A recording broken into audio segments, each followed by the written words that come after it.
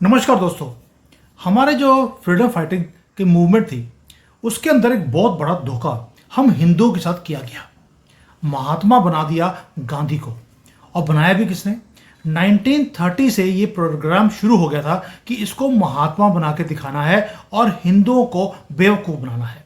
मैं बार बार बोलता हूँ, बहुत बार मैंने इसके ऊपर इन्वेस्टिगेशन भी करी है। भाई जो टाइम मैगजीन है उसके अंदर 1930 में इन्होंने इसे महात्मा बना दिया था और इसे दिखाना शुरू कर दिया था ये मसीहा है। मसीहा बोलते थे हिंदुओं का। अब क्या गांधी हिंदू के वेश में एक निजारी इस्लाम मुसलमान थे? अब इसके ऊपर बात करते हैं कि निजारी इस्माइल मुसलमान होते क्या हैं और क्यों इसके ऊपर बोला जाता है। जब आप इंटरनेट के ऊपर जाएंगे आपको बहुत ज़्यादा आर्टिकल्स मिलेंगे जहां पर लोगों ने प्रूव किया है कि महात्मा गांधी एक मुसलमान थे, लेकिन वो हमेशा ही हिंदू कहलाते थे सिर्फ इसलिए कि हिंदुओं को बेवकूफ़ बनाना है। इसलिए हिंदू बोलने के बाद वो अपने आप को सिर्फ ये करते थे कि भाई बेवकूफ़ बनाओ और मुसलमानों के साथ आपको खड़े हुए दिखाई देते थे। अब ये क्यों बोल रहा हूँ, इसके पीछे बहुत ज़्यादा तथ्य हैं। पहली बात यह है कि क्या गांधी नाम का कोई मुसलमान भी हो सकता है? बेबी बड़ी सोचने वाली बात है। तो जब हमने इसकी इन्वेस्टिगेशन शुरू करी तो पाया कि एक जन्माष्टमी का सेलिब्रेशन था इंडिपेंडेंस के पहले और बड़ा सिग्निफिकेंट ये इंसिडेंट है जो हुआ है। जन्माष्टमी का सेलिब्रेशन एयरफोर्स स्टेशन आगरा में होने वाला था। सारे जो भगत हैं, डिवोटीज हैं, वो वहां पहुंचे। रात को वो वेट कर रहे थे कि जो स्टेशन का कमांडर है वो वहां पर आएगा और सेलिब्रेशन शुरू होंगी और सबको प्रसाद बांटा जाएगा। ये प्रोग्राम का हिस्सा था। जब ग्रुप कैप्टन, जिसका नाम गांधी था, ये महात्मा गांधी की बात नहीं कर रहा हूं, एक और आदमी था उसका नाम गांधी था, वो वहां पर आए सभी को एड्रेस करने के लिए और उन्होंने बोल दिया कि मैं प्रसाद नहीं दूंगा क्योंकि मैं हिंदू नहीं हूं और आपको ये सारी सेरेमनी के लिए वेट करने के लिए मेरी जरूरत नहीं है। ये पहली बार था जब एक मिलिट्री ऑफिसर ने स्पष्ट रूप से क्लैरिफाई किया, ऑनेस्टली एक्नॉलेज किया कि वो हिंदू नहीं मुसलमान है, जबकि उसका नाम गांधी था।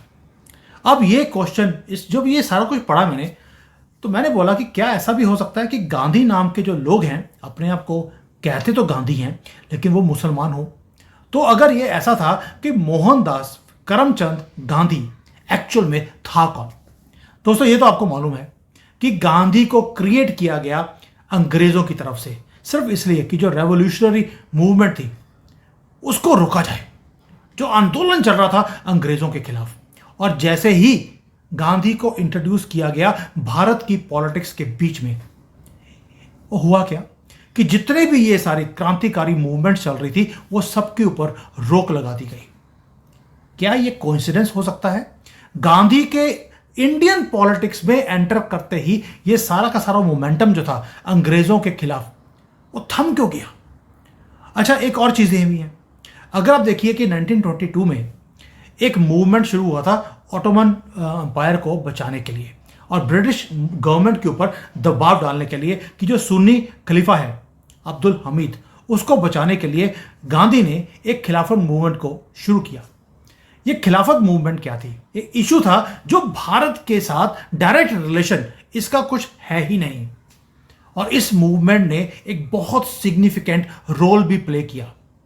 रोल ये था कि जितने भारत के अंदर, जो कि सारे सब कॉन्टिनेंट में जितने मुसलमान थे, वो सबको यूनाइट कर दिया गांधी ने और एक स्टेज क्रिएट कर दी मुसलमानों को कि रिलीजियस बेस्ड डिविजन्स की जाए और पार्टीशन किया जाए इस देश के अंदर।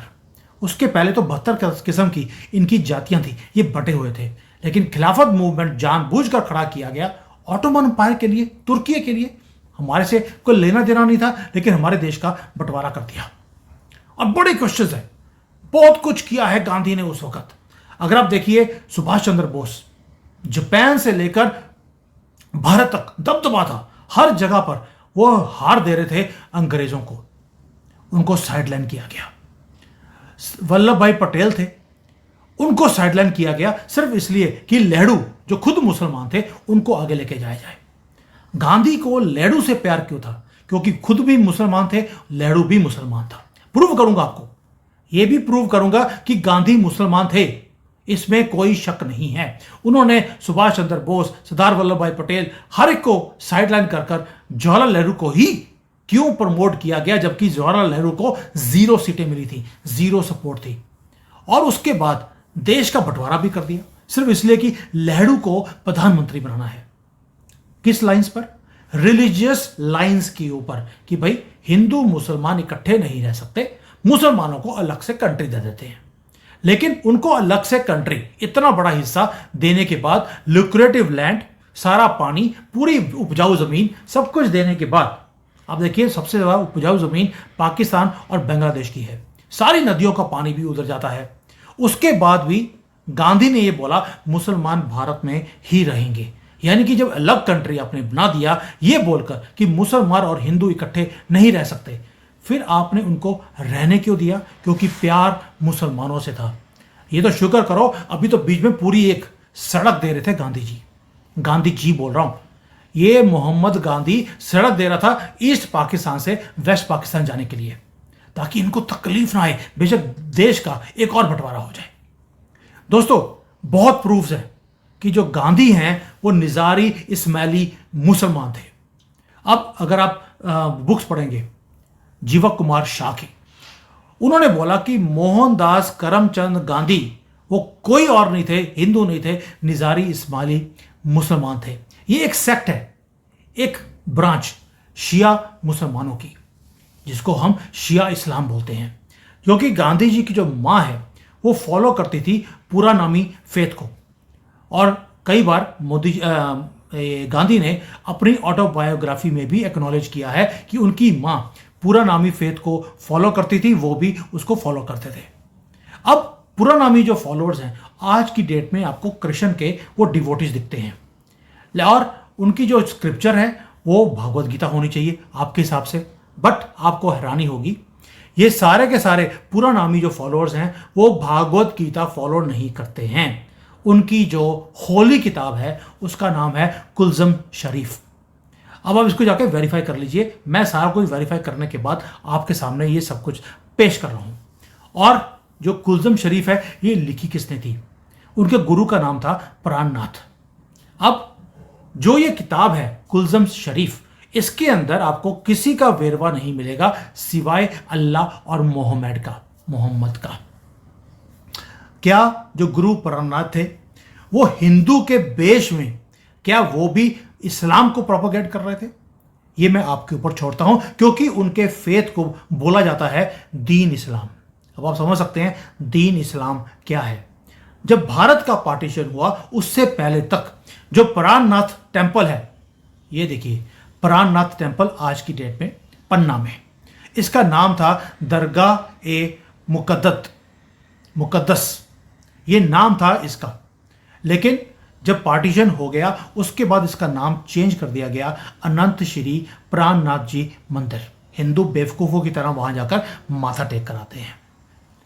और प्राणनाथ जो थे, जो ये गुरु थे, उन्होंने खुद क्लेम किया है कि वो अकरूल इमाम मेहदी हैं।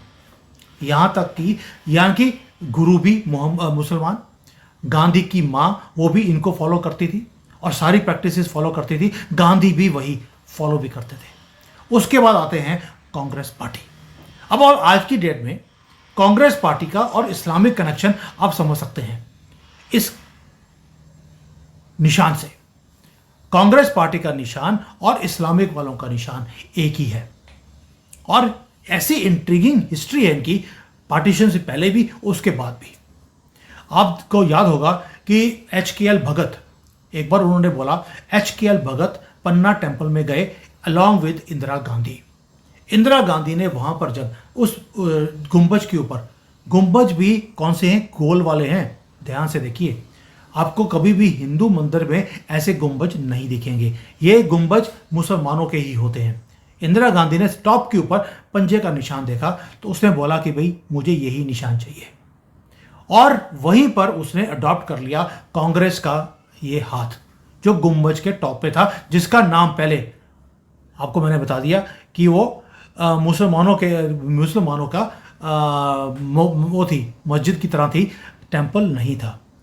दोस्तों ये सारी चीजें किताबों में लिखी गई हैं और यही शिया इस्लाम का भी यही आपको सिंबल दिखता है।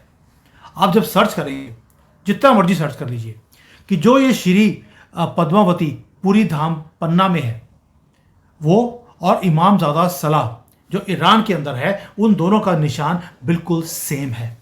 बिल्कुल सिमिलर, स्ट्राइकिंग सिमिलरिटीज कैसे हो सकती हैं मुझे समझ नहीं आता।